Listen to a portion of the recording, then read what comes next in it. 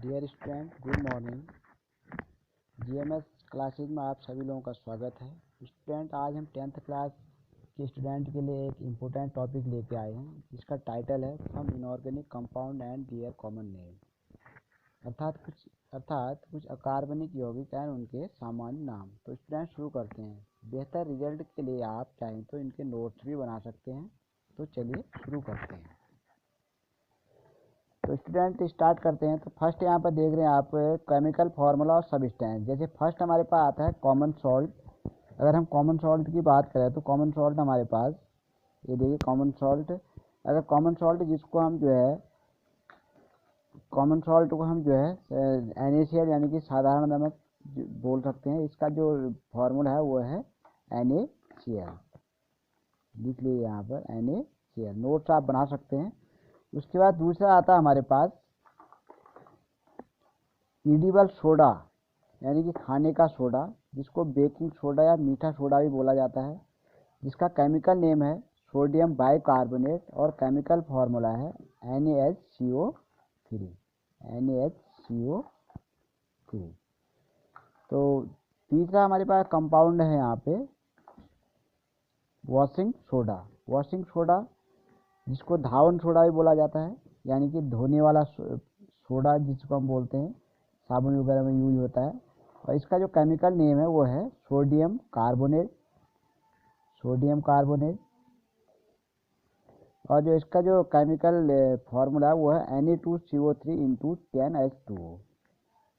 Na2CO3 × 10H2O। तो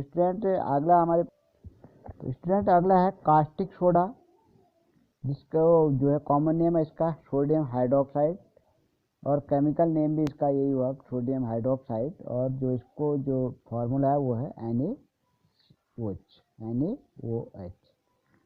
देख रहे हैं यहाँ पर कास्टिक सोडा कॉमन नेम है और इसका जो केमिकल नेम है वो सोडियम हाइड्रोक्साइड और इसका जो फार्मूला है वो है NaOH। उसके बाद नेक्स्ट आता है हमारे पास कास्टिक पोटास।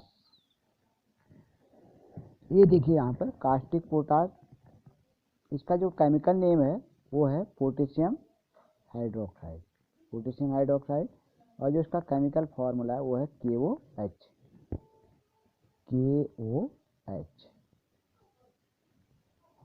ठीक है। तो स्टूडेंट ये हमारे पास हो गए पांचवा। छठा हम लेते हैं यहाँ पे। छठा हमने लिया है लाइमस्टोन यानी कि जिसको हम चूना पत्थर बोल सकते हैं। अब इसका जो फार्मूला है वो है कैल्शियम कार्बोनेट। ठीक है, इसी को हम संगमरमर या चौक भी बोलते हैं, कैल्शियम कार्बोनेट CaCO3। तो लाइमस्टोन यानी कि चूना पत्थर या मार्बल या चौक, तीनों जो इसका सबका जो केमिकल फार्मूला वो एक ही है CaCO3। उसके बाद नेक्स्ट आता है हमारे पास क्विक लाइम। यहाँ पर देख रहे हैं आप, बिना भुजा हुआ चूना, यानी कि इसका जो केमिकल फार्मूला है वो है कैल्शियम ऑक्साइड और जो केमिकल नेम है कैल्शियम ऑक्साइड और केमिकल फार्मूला है CaO। उसके बाद स्टूडेंट आता है स्लैग्ड लाइम। इट मीन्स भुजा हुआ चूना। पहला हमारे पास बिना भुजा हुआ चूना था, क्विक लाइम जिसको बोलते हैं। स्लैग्ड लाइम को हम बोलते हैं भुजा हुआ चूना और इसका जो फार्मूला है वो है CaOH और केमिकल नेम है कैल्शियम हाइड्रोक्साइड। ठीक है स्टूडेंट, नेक्स्ट हमारे पास है एलम यानी कि फिटकरी, जिसको हम बोलते हैं फिटकरी। पोटेशियम एल्युमिनियम सल्फेट जिसका केमिकल नेम है और जो इसका जो फार्मूला है वो है K2SO4 × Al2SO4 × 24H2O।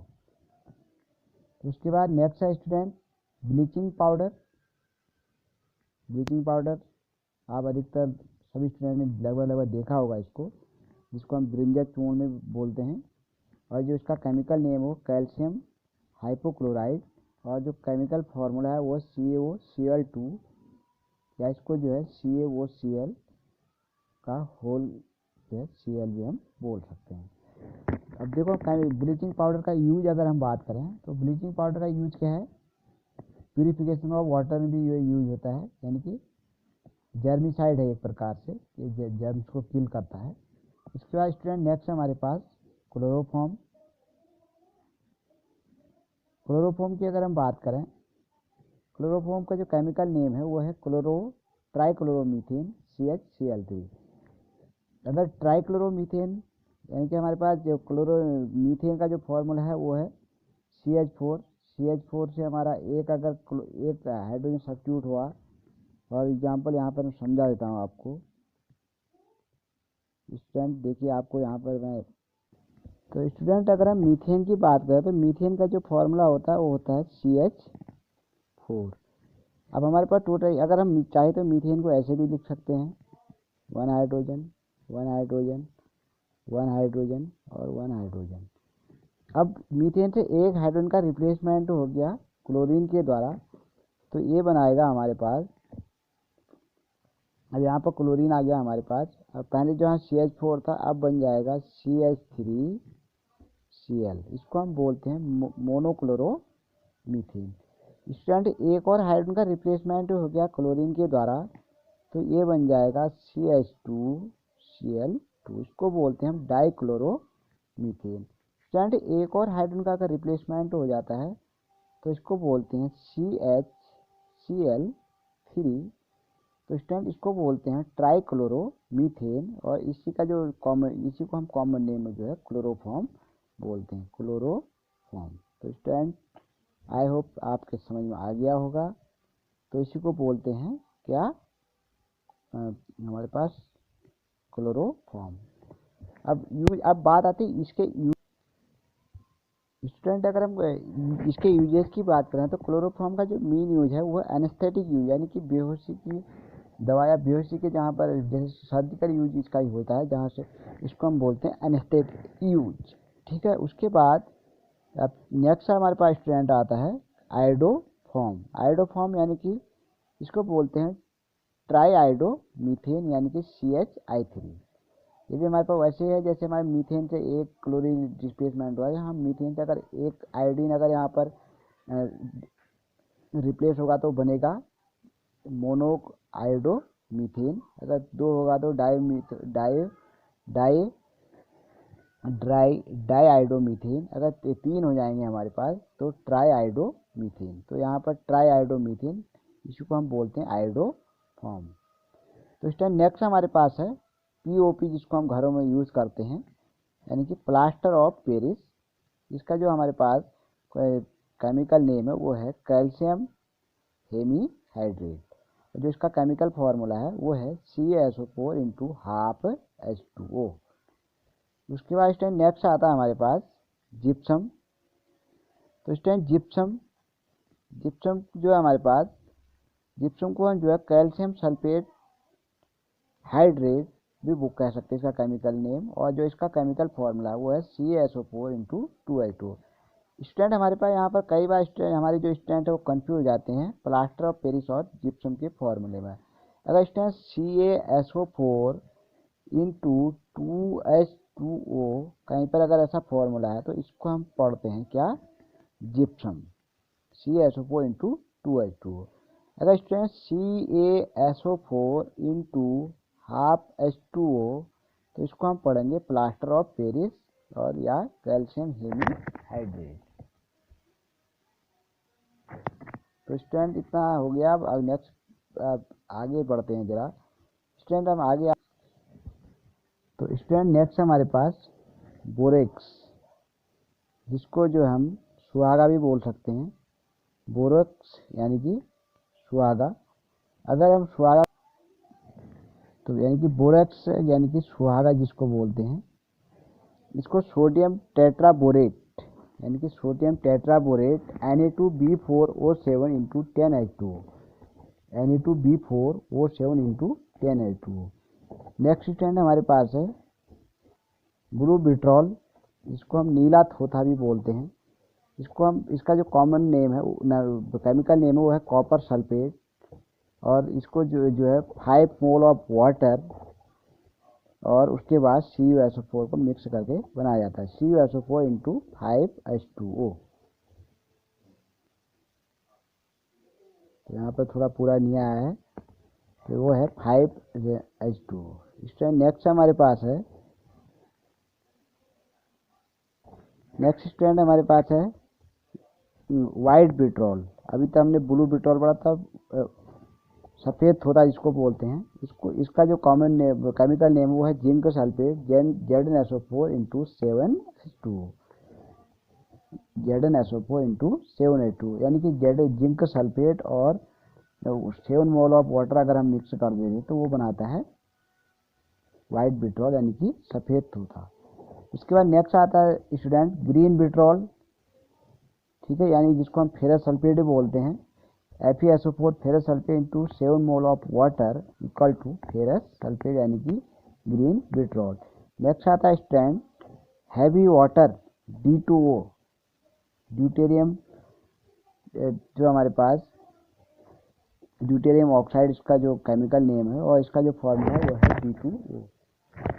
उसके बाद स्टैंड अब जो हमारे पास जो हैवी वाटर मेनली यूज किया जाता है न्यूक्लियर फ्यूरेंस, न्यूक्लियर फ्यूरेंस यानी कि जो हमारे पास जो परमाणु भट्टियाँ होती हैं, ठीक है, वहाँ पे इसका यूज किया जाता है।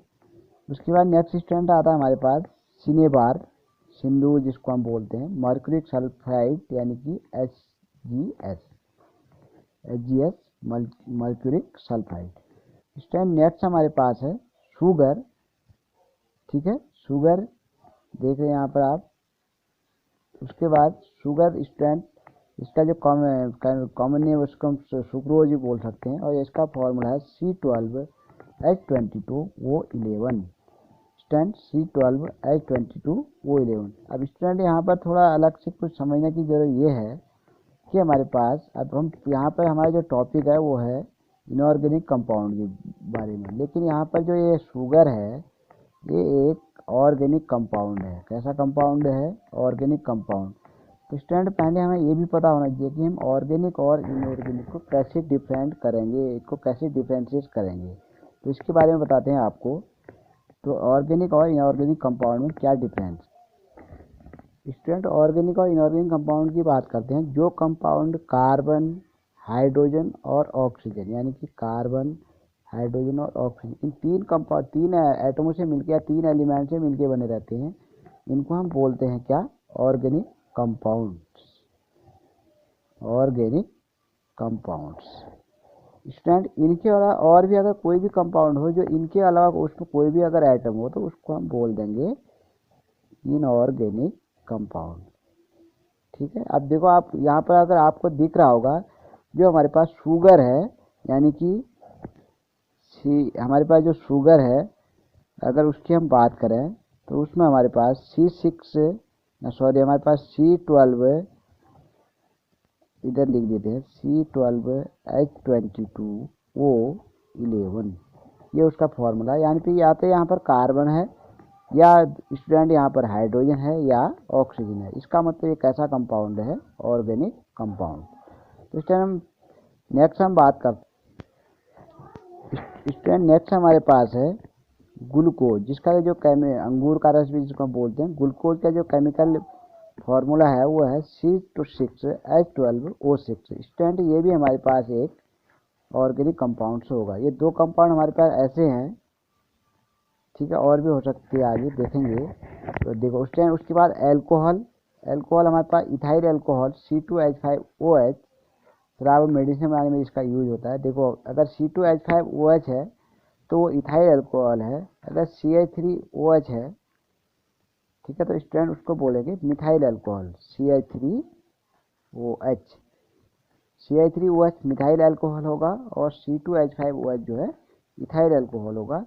तो दो हमारे पास मेन अल्कोहल होते हैं। वैसे तो अल्कोहल और भी कई सारे बन सकते हैं, एथेनॉल, मीथेनॉल, ब्यूटेनॉल, प्रोपेनॉल, ठीक है, बट हमारे पास जो CH3OH और C2H5 जो है मेन अल्कोहल है।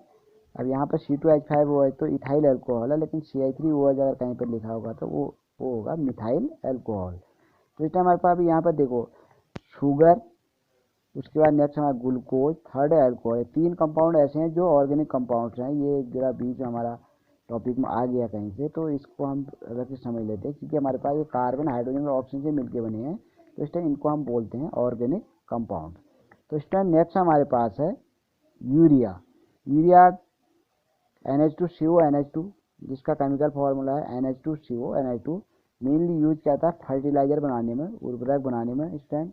उसके बाद नेक्स्ट हमारे पास है MIC।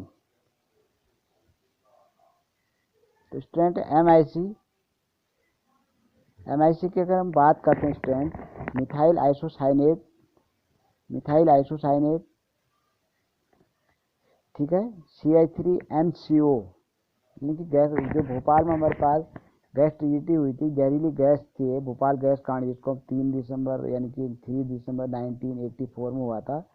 10,000 लोग यहाँ पर मारे गए थे। तो यही गैस वहाँ पर जो है, इसी गैस का रिसाव हुआ था, ठीक है, 1984 में। बहुत ही जहरीली गैस है मिथाइल आइसोसाइनेट। उसके बाद नेक्स्ट स्टूडेंट हमारे पास है फेरस सल्फेट, यानी कि FeSO4, फेरिक ऑक्साइड Fe2O3 अगर होगा कहीं पे, फेरिक ऑक्साइड। उसके बाद नेक्स्ट हमारे पास आता है कॉपर सल्फेट CuSO4 स्टूडेंट। उसके बाद नेक्स्ट स्टूडेंट है हमारे पास सोडियम सल्फेट Na2SO4। उसके बाद स्टूडेंट है कॉपर क्लोराइड CuCl2।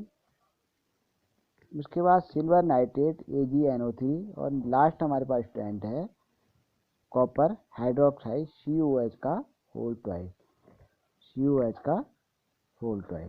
तो स्टूडेंट आई होप सभी लोगों के समझ में आ गया होगा। और जिन लोगों को कुछ करना है, आगे कुछ बेटर करना है, बेटर परफॉर्मेंस है, उन लोगों ने इसके नोट्स भी बना लिए होंगे। अगर फिर भी अगर आप लोगों का कुछ दिक्कत है, कहीं पर अगर समझ में ना आए, तो प्लीज़ आप कमेंट करके मेरे से पूछ सकते हैं। अगर आपको ये वीडियो अच्छा लगे तो please like share and subscribe. Thank you for watching.